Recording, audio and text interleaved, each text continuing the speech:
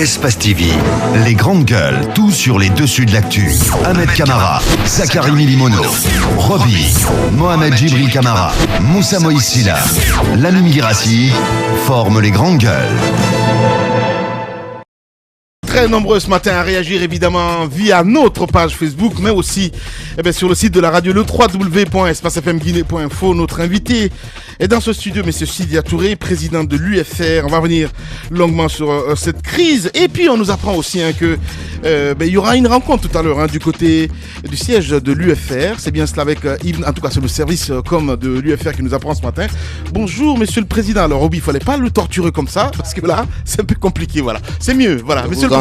Merci beaucoup. Voilà, bienvenue. Bonjour, vous allez donner notre micro, mon cher. Voilà. Comment allez-vous ce matin, Monsieur le Président?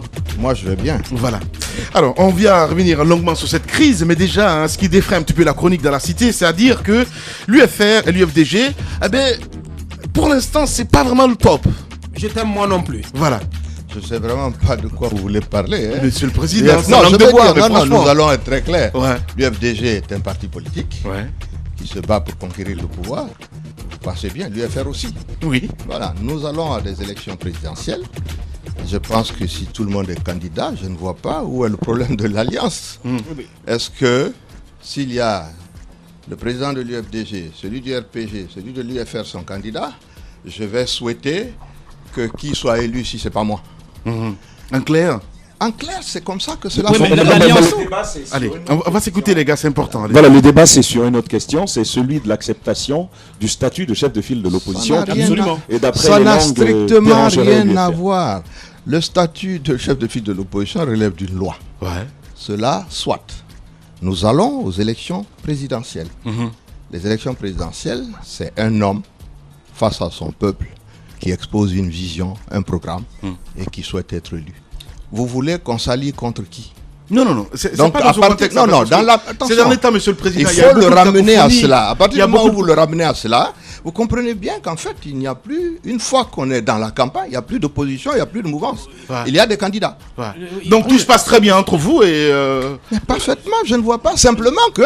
Il est président de l'UFDG et que je suis président de l'UFR. Selon les indiscrétions, Monsieur le Président, le débat sur la candidature unique poserait problème dans l'alliance. Il n'y a pas d'alliance. Il faut que les gens abandonnent cette expression. On n'est pas permanemment allié à un parti. Vous êtes allié dans le cadre d'une élection. Si vous ne l'êtes pas, chacun reprend totalement sa liberté. Chacun de nous a fait des propositions, nous nous sommes retrouvés, on en a discuté. Dans la mesure où à l'élection présidentielle, nous n'avons pas d'accord pour avoir un candidat qui serait soutenu par soit la mouvance, soit par l'opposition, nous y allons en ordre dispersé, chacun pour son compte, comme cela l'a été au premier tour de l'élection présidentielle de 2010. Cela doit être clair. Au Burkina Faso, il y avait un chef de file de l'opposition. Est-ce que vous entendez parler de ça encore ?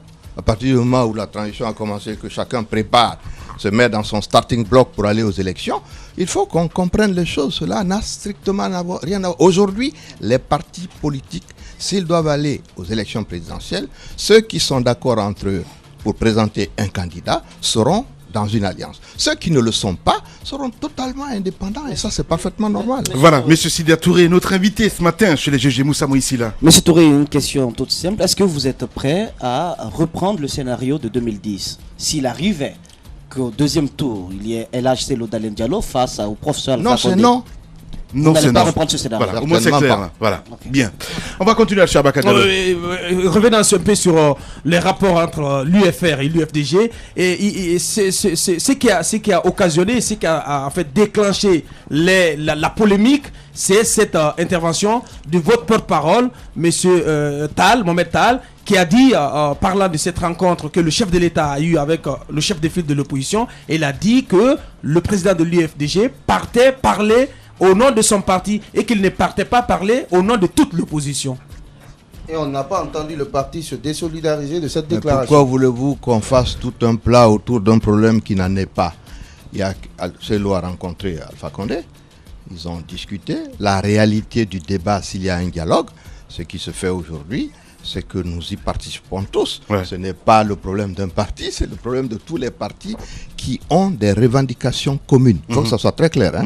qui ont des revendications communes. Ouais. Ce n'est pas une alliance de l'opposition, ce n'est même pas l'opposition républicaine, ce sont les partis qui veulent aller aux élections et qui se disent attention, nous avons des problèmes qui ne sont pas réglés, il faut les régler, notamment en ce qui concerne l'inversion du chronogramme, ce qui concerne le problème de la CENI, ce qui concerne aujourd'hui le problème du fichier que nous connaissons tous. Ouais. Donc c'est ce groupe de gens, de partis politiques qui posent les mêmes problèmes. Cela ne veut pas dire qu'ils sont alliés, mariés à définitivement. Alors, Monsieur le Président, on va venir sur ce tweet de Dr Fodé Oussou. On lisait ce matin à l'antenne à dire que s'il faut avoir un dialogue, aujourd'hui, c'est qu'il faut tout mettre à plat. La position de l'UFR, voilà, la position de l'UFR, c'est quoi exactement? Quelle est la solution chez vous? Je crois qu'il n'y a pas de... La solution, elle est d'ensemble. Moi, je ne peux pas avoir la solution tout seul. Ce que je sais, c'est que au moment où vous êtes un parti indépendant, Monsieur le Président. Pardon? Vous êtes un parti indépendant. C'est ce que je suis en train d'expliquer là. Ouais. Je dis, quand la proposition nous a été faite par le ministre de La Justice, ouais. Le président de l'UFDG n'était pas là. Donc la réunion s'est tenue à mon bureau. Nous avons reçu la lettre vers 14h30. Certains voulaient qu'on y réponde à 15h30. Je leur ai dit non. Nous allons prendre 48 heures pour faire le tour de la question et nous allons pouvoir donner une réponse à cela. Dans la mesure où la crispation a continué, j'ai pris sur moi de désigner Haïdé Haribo et Fodé Oussou Fofana pour aller rencontrer le ministre de la Justice et lui porter un message de ma part pour lui dire, écoutez, nous sommes dans une situation aujourd'hui qui n'est pas favorable à notre pays. Ce n'est pas un problème de positionnement de partis politiques. Il faut qu'on sorte de là pour que les élections présidentielles et les élections communales à venir ne soient pas une occasion d'explosion sociale dans notre pays et politique. Donc, ce débat, cette discussion continue pour que nous réunissions les conditions qui peuvent nous amener au dialogue. Bien, Djibril. On a l'impression que vous voulez le dialogue, mais vous êtes échaudé par l'échec des précédents dialogues. Djibril, toi tu ne le serais pas si tu as été Non, mais échaudé c'est par la les question précédents que- dialogues Oui. qui n'ont pas, dont les conclusions n'ont pas été appliquées, Oui. bien sûr que tu te poserais des questions. C'est la raison pour laquelle nous souhaitons, encore une fois, la présence de la communauté internationale pour que La vraiment... communauté internationale a été dénoncée par certains leaders de l'opposition, Tel que Haïdé Haribo. tel Enfin, que Haïdé Haribo, qui a Ouais. dit que la communauté internationale ne vaut rien, ne sert à rien. Voilà, et vous voulez une chose et son non, contraire. attendez. Chacun de nous peut de temps en temps pousser un coup de gueule. Vous le faites ici tous C'est les une jours. boutade. Voilà, chacun dit ce qu'il veut. Mais toujours est-il que dans la mesure où l'opposition est une opposition qui est démocratique, que nous voulons vraiment dialoguer, nous n'avons pas d'autre moyen d'implémenter sur la décision du gouvernement que de mettre en notre faveur, c'est-à-dire en faveur de la loi, en faveur des accords que nous avons eus, toute cette communauté internationale pour leur dire, nous voulons des élections transparentes en Guinée comme vous. Ouais. De quelle manière est-ce que nous pouvons y parvenir? De temps en temps, on n'est pas content, on dit des choses, mais en réalité, c'est difficile de se sortir. Ce n'est pas n'importe qui. Je au sein n'ai du- jamais du- dit que de c'est l'UFR. n'importe qui, c'est un coup de gueule. Voilà. C'est Allez, normal. allez-y. 4 dialogues déjà depuis que la crise politique a commencé dans notre pays. On a l'impression que ce sont les mêmes conclusions, ce sont les mêmes thèmes de référence, ce sont les mêmes débats. Aujourd'hui, nous relançons un processus de nouveau dialogue pour certainement aboutir à la discussion des mêmes problèmes. Finalement, à quoi s'attend-on réellement? Est-ce que il est question de continuer à dialoguer, comme le disait le député Damaro, qui nous disait qu'il faut 10 dialogues, alors qu'on sait qu'on obtient les dialogues à la suite de violences. Aujourd'hui, est-ce qu'il ne faut pas plutôt réclamer la conclusion des dialogues qui ont été faits auparavant? Écoutez, ça c'est un problème qui nous a été imposé. De par la loi, vous en parlez ici souvent de loi, nous aurions dû, comme tous les pays de la sous-région, Côte d'Ivoire, après 3000 morts, Sénégal, Mali, guerre au nord, Niger, guerre au nord, on aurait dû sortir de la mise en place des institutions depuis 2011. Les seules personnes qui ont souhaité que cela perdure, c'est Alpha Condé. Ça, je crois que si vous avez une question à poser, c'est à lui. Nous souhaitons que, conformément à la loi, les institutions républicaines soient mises en place. Nous avons passé 3 ans à manifester ici pour avoir une Assemblée nationale. On n'a jamais vu ça dans aucun pays. Nous sommes en train de discuter depuis 2 ans des élections communales, alors que la loi clairement indique de quelle manière cela doit être fait. Ouais. En général, dans un pays, quand vous êtes chef d'État et que vous avez eu la chance que vos compatriotes vous confient une charge aussi importante, vous mettez en place ces institutions pour vous consacrer au développement de votre pays. Ouais. Parce que c'est ça qui profite aux populations. Le fait de nous installer depuis 5 ans dans le débat électoral, ça c'est le fait du président du RPG, c'est tout. Voilà. Monsieur Sidia Touré, notre invité ce matin, continuez à réagir, vous, sur Internet, mais aussi, vous pouvez nous envoyer des SMS là-dessus. Allez-y, Moussa Moïsila. Pour ce énième dialogue, Monsieur le Président, quelle garantie vous offrez pour que cette fois, au moins, les conclusions soient réellement appliquées? Les garanties, c'est vous tous. Ce sont les Guinéens. Ça a Parce été qu'il déjà s'agit fait. de vous. Ça a été déjà fait, ça. La société mais civile. nous continuons de le faire. La société civile, mais vous êtes de la société civile. Mais bien sûr que oui. La volonté des Guinéens de sortir de cela doit être partagée par tout un chacun. Ouais. Pourquoi voulez-vous que tout notre temps soit perdu à faire ce débat? Moi, je vais vous l'expliquer. Le président ne souhaite pas qu'en 2015, on parle de son mandat, qu'on parle des résultats de son mandat, Du bilan. qu'on parle de son bilan. Mais écoutez, il vous lance, Alpha, c'est un politicien. Pas un homme politique, c'est un politicien. Là, il vous lance un sujet. On dit à la CENI, à 2-3 mois de quelque chose qu'on avait préparé, pour lequel on avait déjà commandé les cartes de lecteurs et tout. Il leur dit, je ne veux pas. Et puis voilà, vous êtes partis dans un débat stérile qui nous occupe. Mais n'oubliez pas, s'il vous plaît, nous sommes maintenant à 4 mois de l'élection présidentielle. 4 mois. Dans 15 jours, on rentre dans le mois de carême. Après, c'est les grosses saisons de pluie. On n'a pas beaucoup de temps pour tout cela. Donc, il est important qu'en Guinée, ici, nous puissions régler ces questions maintenant pour qu'on puisse aller aux élections. Maintenant, ceux qui ne veulent pas que cela soit réglé, disons ceux qui posent ces problèmes dans des conditions pareilles, en prendront la responsabilité des dérapages qui pourraient avoir lieu. À vous écouter, à vous voir, vous avez peur, Monsieur le Président. Vous avez peur pour l'avenir de ce pays. Comment on peut expliquer cela quand je dis l'avenir de ce pays? C'est par rapport à cette crise qui se passe. Parce que jusqu'à la dernière minute, on peut se dire que ça ne peut jamais arriver. J'ai peur pour l'avenir de ce pays compte tenu des 5 années que nous venons de passer. C'est pas sur la crise. La crise, elle est permanente en Guinée. La crise électorale, c'est ce dont on est en train de parler. Mais la crise économique, on vit dedans depuis 2010. Nous avons un pays qui n'a pas de croissance économique, c'est un pays qui n'investit pas, c'est un pays qui ne crée pas de richesse, c'est un pays qui ne crée pas d'emploi, c'est un pays qui est dans Ebola et qui n'en sort pas. Mais nous devons avoir peur. C'est un pays où on agresse encore les gens à Kagbélé ici, au kilomètre 36, pratiquement en plein milieu de la ville, sans qu'il n'y ait quoi que ce soit. C'est un pays aussi où l'opposition ne conjugue pas le même verbe. Ce qui se passe en ce moment, Monsieur le Président. Cela n'a rien à voir. Je vous répète encore une fois. Bien. Le fait d'avoir été... Quand j'étais dans l'opposition, Cellou était dans la mouvance présidentielle. Il est venu dans l'opposition.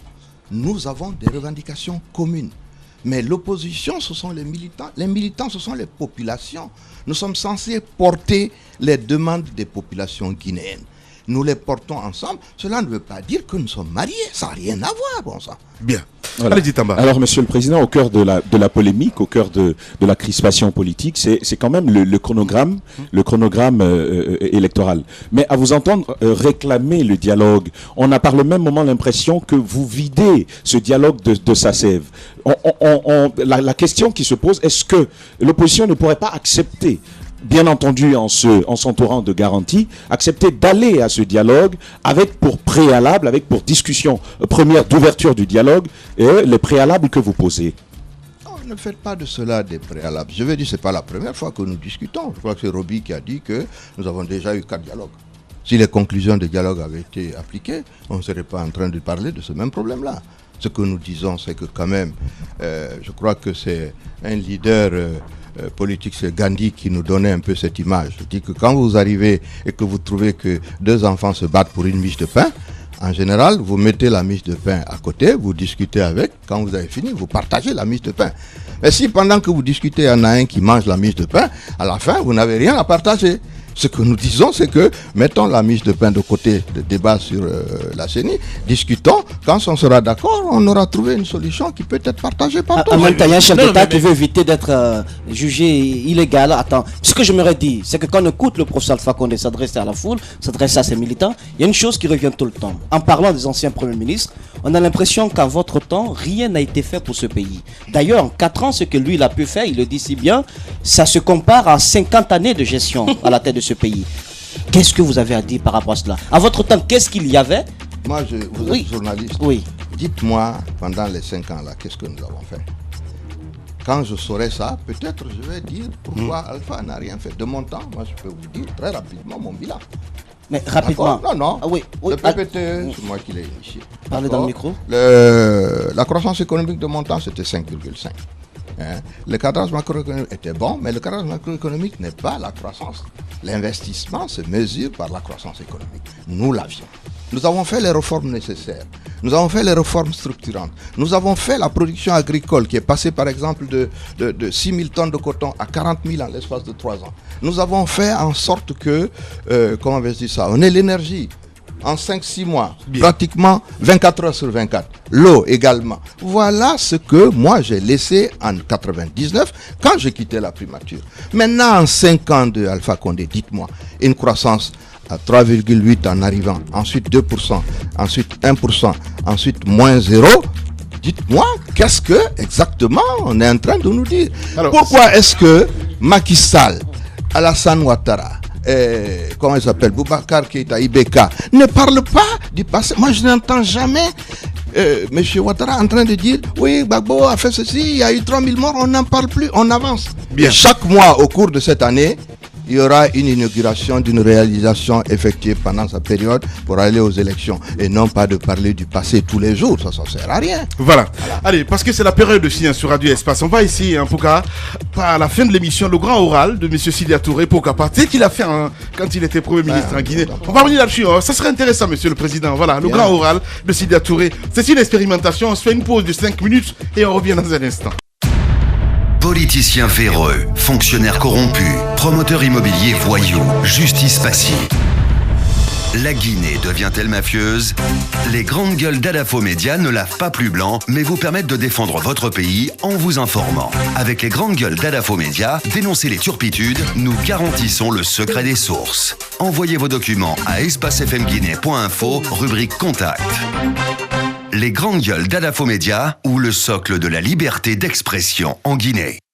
Très nombreux ce matin à réagir évidemment via notre page Facebook, le site de la radio, le www.espacefmguinée.info. Un peu plus tard, on va revenir longuement sur vos questions. Président de l'UFR, M. Sidya Touré, Abaka Diallo. Monsieur le Président, moi j'aimerais revenir un tout petit peu en arrière. Vous avez parlé des 2 émissaires que vous avez envoyés vers le ministre d'État de la Justice, président du cadre de dialogue. Qu'est-ce qu'ils étaient allés dire à ce ministre et finalement, quelles sont les conditions que vous continuez de poser pour aller à ce dialogue? Écoutez, nous essayons de préparer le dialogue.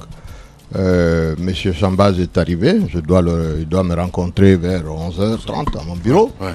Nous continuons de discuter. Pour le moment, je n'ai pas les réponses aux questions que vous posez, je les aurai à 16h. Nous nous rencontrerons pour en débattre. Au cours de ce processus électoral, Monsieur le Président, il y a beaucoup de situations qu'on relève, notamment les enrôlements massifs des enfants, des enrôlements nocturnes. Dit-on alors, des enrôlements nocturnes, ça je le confirme, mais je ne dirai pas le nom de mon informateur. Selon vous, aujourd'hui, le processus est complètement biaisé?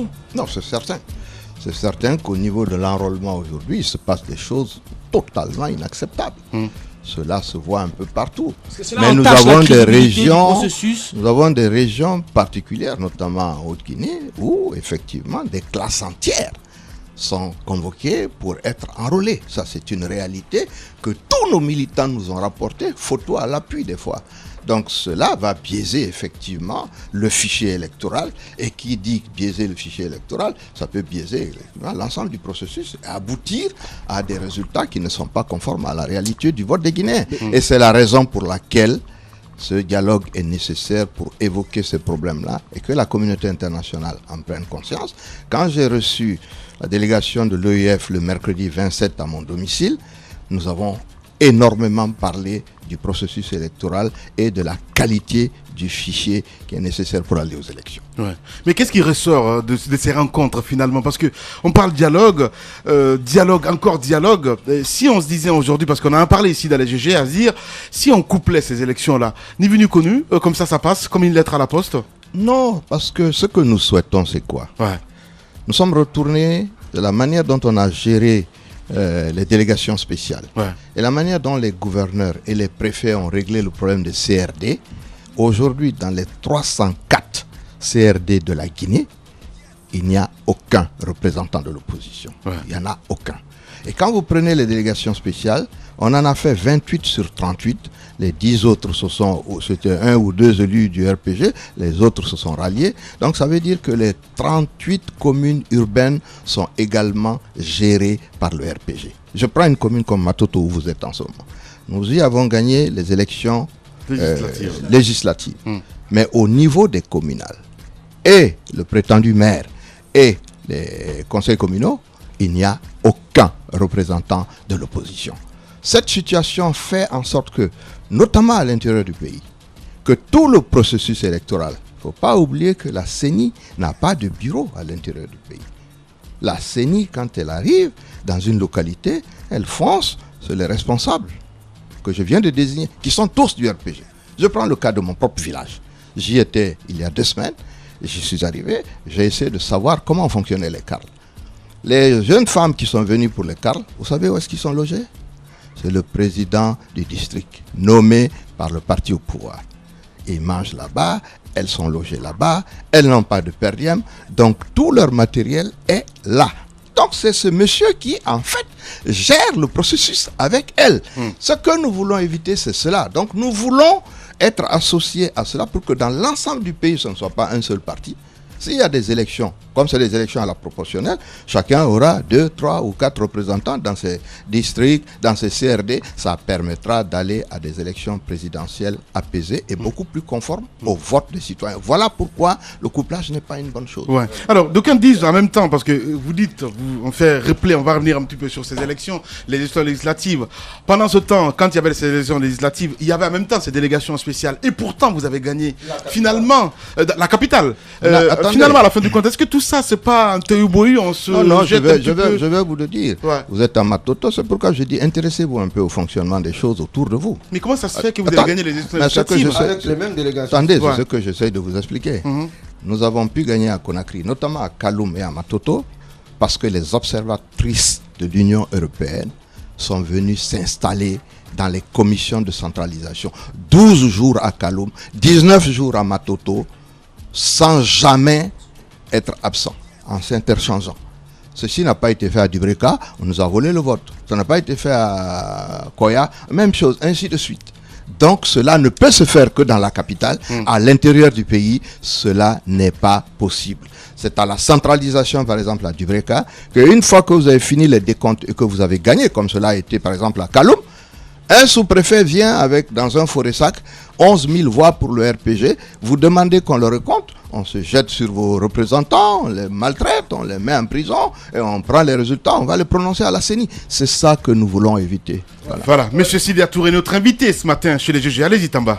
Voilà, je pense qu'il y a quand même lieu de s'interroger sur ce qui est en train d'être fait au sein de ces commissions administratives de révision des listes électorales. On sait qu'il s'agit d'un sens qui sont paritairement composés, avec notamment des éléments de l'opposition, des éléments de la mouvance présidentielle. Que font-ils, vos éléments, pour observer, pour garantir l'intégrité des enregistrements? C'est une première question. De l'autre côté, si l'on va dans ces dénonciations et que rien n'est fait, n'est-on pas parti, Monsieur le Président, pour un refus des résultats une fois proclamés? Mais ça, c'est quelque chose qu'il faut ne pas préparer.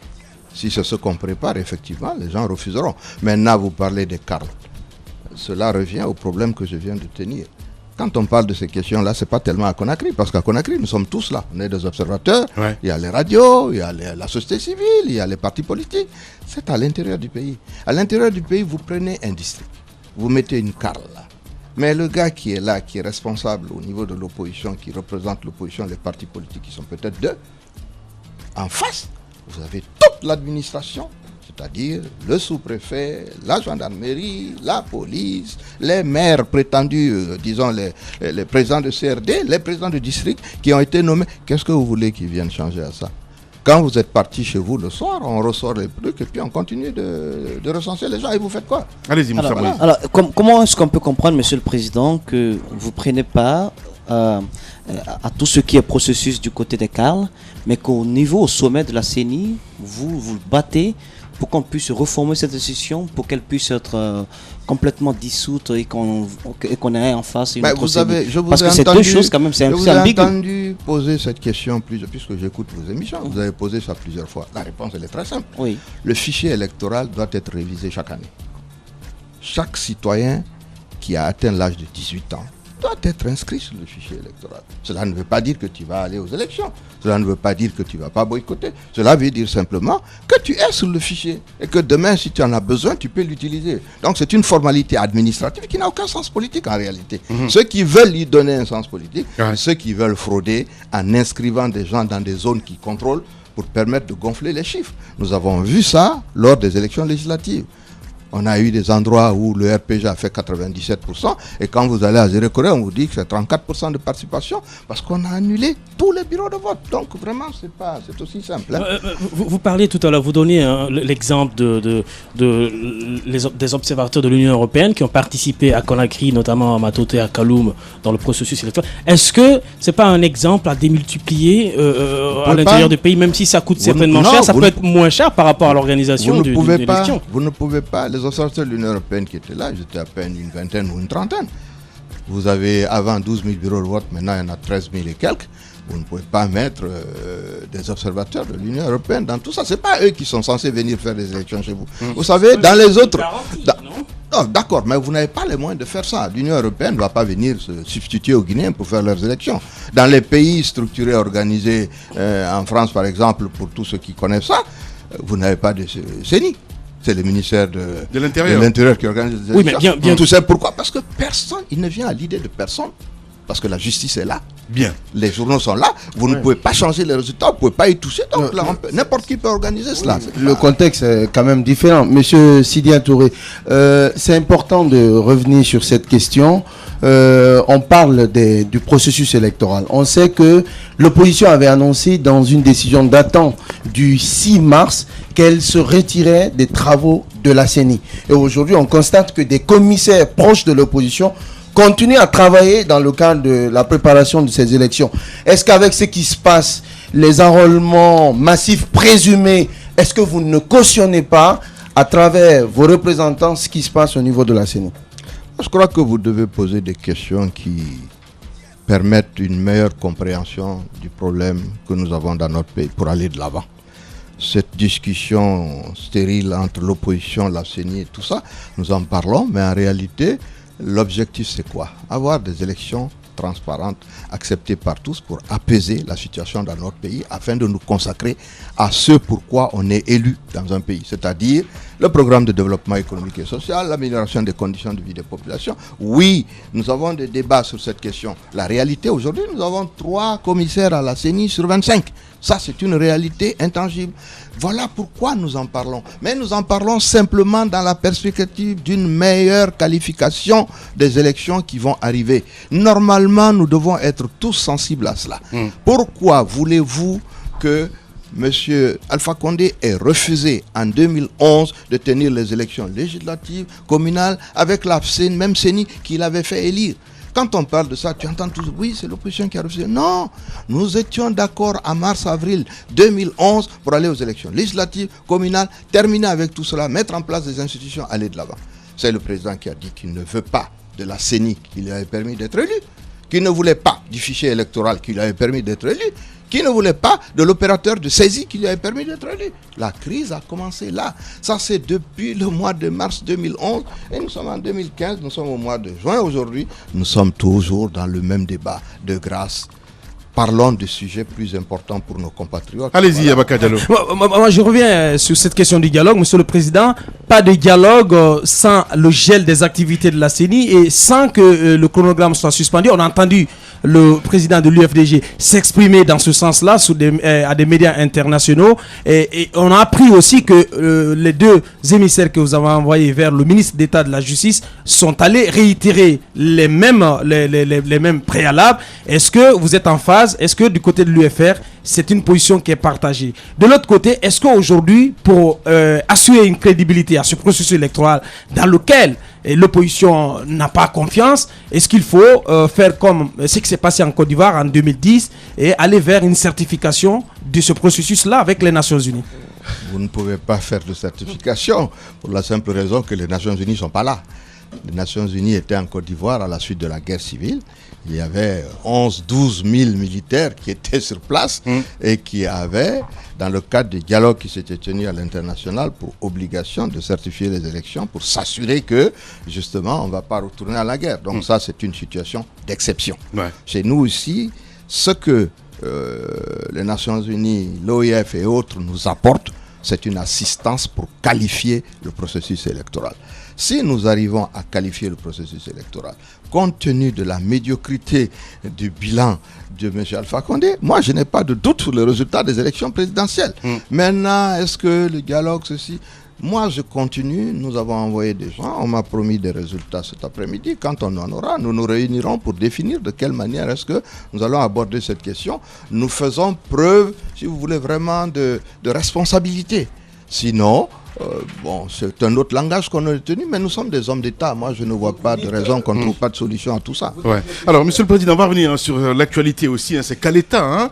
On a vu, c'est sorti récemment, Baïdi Haribo, qui est sorti entre autres, où on dit finalement c'est le projet de Sidya Touré. Beaucoup de réactions. Non. Enfin, c'est Baïdi Haribo. Je l'ai vu en tout cas sur Internet, Monsieur le Président. Les RPGistes aussi qui réagissent en direct, à dire où est parti votre courant de 98? Et en même temps, on n'y croit pas trop en ce qui concerne Kaleta du côté de l'UFR. On dit c'est un tape à l'œil. Qu'est-ce qui se passe exactement? Est-ce que vous y croyez franchement? Non, franchement, je crois qu'il faut quand même il faut mettre bas la terre. Hein. On a construit un barrage. On nous a pris 5 ans pour le faire. Ça va donner du courant, c'est très bien. Ouais. Maintenant, la question, c'est quoi? Quand vous allez sur une piste pour aller courir le marathon, les gens courent le marathon en 2h30, 3h de temps. Si vous passez 24 heures là-bas, quand vous arrivez à la fin, au bout des 42 km, ne vous attendez pas à ce que la population soit là pour vous applaudir. Ils sont déjà partis. En clair, oui. Il y a des pays qui ont produit 800, 900 mégawatts en 2 ans, 2 ans et demi. Si nous mettons 5 ans pour faire un barrage qui va nous donner 240 mégawatts, je suis content qu'on ait de l'électricité, mais il ne faut pas croire que ça c'est une prouesse en soi. On avait la possibilité de donner. Ils le font comparativement à vous. S'il vous plaît. Allez-y, Monsieur le Président. Oui. Non, je vais finir ça. Il ne faut pas donc tout mélanger. Le courant va arriver, tant mieux. Mais n'oubliez pas, un barrage dans nos zones ici ne donne pas de l'électricité 24 heures sur 24. Il ne peut pas, 6 mois, 12 mois sur 12. Parce que vous avez ce qu'on appelle la période d'étiage où il n'y a pas de pluie, vous êtes obligé de passer au thermique. Donc, obligatoirement, le thermique qu'on n'a pas fait depuis, il va falloir le faire en complément du barrage s'il est achevé. Moi, je n'ai pas d'informations particulières. Comparer cela à ce que j'ai fait en 1996, c'est complètement ridicule. C'est l'ingénieur qui réagit. Vous parlez de choses. Quand on parle de choses, il faut savoir de quoi on parle. Quand on ne le sait pas, on ne dit pas n'importe quoi. Bien. La production d'énergie en 1996, c'était pour avoir de l'électricité 24 heures sur 24. Nous l'avons maintenue jusqu'en 2000, au moment où je partais en 99. Si les gens n'ont pas entretenu leurs machines et autres, ils ont importé pour 200 millions de dollars des machines qui sont couchées là-bas, ils ne fonctionnent pas. Ils devraient peut-être poser la question. C'est un faux débat. À l'époque, l'électricité était là. Je ne suis pas en charge du gouvernement, je ne suis pas chargé de produire du courant. Si vous voulez dynamiter les barrages et les centrales thermiques derrière moi, ça c'est votre problème. Donc ce n'est pas une comparaison. Alpha a la plénitude de la charge de l'État avec les moyens qui vont avec. On nous a dit qu'on a dépensé 1 milliard de dollars dans ce secteur. Je n'en vois pas le résultat. En Côte d'Ivoire, à côté, 870 mégas ont été produits en 3 ans. L'État n'en a pas mis grand-chose. Donc j'estime que comparaison n'est pas raison. Mais si vous ne comparez pas, vous ne savez pas de quoi nous parlons. Voilà. Ouais. Bien. Allez, Moussa Moïsila. Quand on regarde ce que le professeur Alpha Condé a fait, quand même, en 4 ans, un barrage... S'il le fait en 4 ans quand même, un barrage hydroélectrique, même si ça n'a pas une grande capacité de production, c'est pas quand même rien, Monsieur Touré, comparativement, parce que quand même cette comparaison, ils vont toujours la faire. Cette comparaison selon laquelle vous étiez quand même là pendant des années, il y a eu vous, il y a eu Monsieur... Vous oubliez qu'il y a eu Garafiri. Oui, mais comme... Garafiri en combien de temps, monsieur Touré? Il y a eu Garafiri. Garafiri, c'est ce que nous consommons jusqu'aujourd'hui. Garafiri est un barrage qui a été construit à l'époque, non pas des moyens extraordinaires. Et quand moi je lançais ma production d'énergie thermique, Garafiri n'était pas encore rentré en production. Il est rentré en production après. Et Garafiri, vous n'aurez pas pu avoir Kaleta s'il n'y avait pas eu Garafiri. Parce que Kaleta est un barrage au fil de l'eau, on a besoin de la retenue de Garafiri. Donc il ne faut pas tout confondre. La réalité est que chacun y apporte quelque chose, mais je dois vous dire une chose. Si moi j'avais la responsabilité de l'État depuis 4 ans, c'est pas de ça qu'on parlerait, honnêtement. Quoi. Ouais. On aurait commencé par avoir des centrales thermiques dans ce pays. Pourquoi? L'électricité contribue de manière absolument importante à la création de richesses dans un pays. Si pendant les 5 ans où on est là et qu'on attendait Garafiri, je considère que nous avons perdu par manque d'électricité au niveau des foyers, au niveau des PME, c'est-à-dire des entreprises, ce que nous avons perdu en points de PIB, c'est-à-dire de création de richesse, ça représente à peu près 2 points, nous avons perdu plus d'$1 milliard de par le fait qu'on n'avait pas de courant, parce qu'on attend Garafiri. On ne peut pas attendre Garafiri. Garafiri est une bonne chose, mais vous ne pouvez pas dire qu'il n'y aura pas de courant en Guinée tant que Garafiri n'est pas terminé, ça n'a pas de sens. Qu'à l'État n'est pas terminé, ça n'a aucun sens. Parce que l'électricité est indispensable à la création de richesse dans le pays. Nous avons perdu 5 ans à attendre le barrage de Kalita. C'est gentil, c'est arrivé. Mais ce qu'on a perdu, on le rattrape avec quoi? Bien, allez. Monsieur le Président, nous parlons d'économie, restons-y. Le gouvernement a décidé récemment de mettre en circulation de nouvelles coupures de 20 000. Vous allez accepter de vous prononcer là-dessus, s'il vous plaît, monsieur le Président. Non, mais c'est important. D'aucuns pensent que ça va provoquer une nouvelle inflation. Et de l'autre côté, vous parlez de cette croissance qui est complètement nulle aujourd'hui en Guinée. Est-ce que vous pensez que c'est encore un échec de toutes les réformes qui ont été engagées par ce gouvernement? Les réformes n'ont de sens que dans la mesure où elles sont mises en pratique. Si vous faites des décrets, une fois je vous ai entendu parler d'un décret ici, de création de je ne sais même plus quoi, il n'y a pas longtemps. Le fait de signer un papier pour créer un décret, l'ONT, non, il y avait encore autre chose. L'ENA, ainsi de suite. Mais cela ne veut pas dire que le problème est résolu. Un décret, chaque fois que vous faites un conseil des ministres, normalement dans un pays organisé, le secrétaire général du gouvernement vient avec le décret que le président signe. Mais ça ne veut pas dire que le problème est réglé. Ça veut dire qu'on a lancé, disons, quelque chose qui devait permettre d'être une boussole pour aller vers. Mais si ce n'est pas fait, c'est pas fait. Vous étiez en train donc de parler de cela. La création monétaire et toutes ces choses, non, ce n'est pas le débat. La Banque centrale fait cela, d'accord, dans le cadre pour améliorer, disons, sa situation à elle-même en tant que banque centrale. Mais ce qui fait avancer un pays, ce sont les réformes structurelles qui aboutissent à la création de richesses qui aboutissent à la création d'emplois.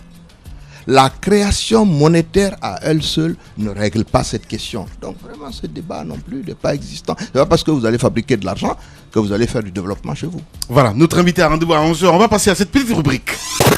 Les grandes gueules. La minute, oui ou non. Un feu roulant de questions avec une seule réponse possible. Oui ou non. Langue de bois, s'abstenir. Ah, ben voilà. Oui, vous allez faire votre oral là-dessus, monsieur le président, il n'y a pas de problème. Donc, oui ou non, vous connaissez très bien les principes. Soit vous répondez par oui ou par non. Et puis derrière, le grand oral, on va faire l'expérimentation ce matin sur Radio Espace. Tamba, Jacques-Arémi Limono. Voilà, première question. Oui ou non, monsieur le président? On se rappelle encore, Baïdi Haribo, une top, c'est une manœuvre politicienne du pouvoir ou une réalité à craindre? Moi, je ne peux pas répondre par oui, par non. Je vais dire que dans les réunions de l'opposition, tout le monde me voit en train de parler avant, avec Alpha Condé au téléphone, on est amis. Je suis contre la manière dont il gère le pays. Cela ne voulait pas dire, dans le temps où je voulais encore discuter, qu'on ne continue pas de parler. Donc c'est un faux débat. Allez-y, Moussa Moïsila. L'État risque de changer la donne, monsieur le président. C'est-à-dire que beaucoup de citoyens risquent maintenant de voter pour Akafo Akake. Écoutez, chacun est libre. S'ils estiment que ce qu'ils ont fait pendant tout ce temps-là, donc, oui. les 5 ans n'ont servi à rien. Oui ou non? Si Kaleta peut jouer quelque part. Chacun vraiment, à mon sens, analyse ça comme... Moi, ça ne changera pas mon opinion sur la question. Voilà. Allez-y, mon cher Roby. Oui ou non? Le dialogue est encore en panne. Le processus électoral est en cours. 4 mois des élections présidentielles. Pour vous, oui ou non, ça risque d'être un véritable problème si le dialogue n'est pas fini avant la présidentielle? Ça, c'est oui, définitivement. Oui ou non, il y a aujourd'hui une sorte de guerre larvée entre l'UFR et l'UFDG? Non.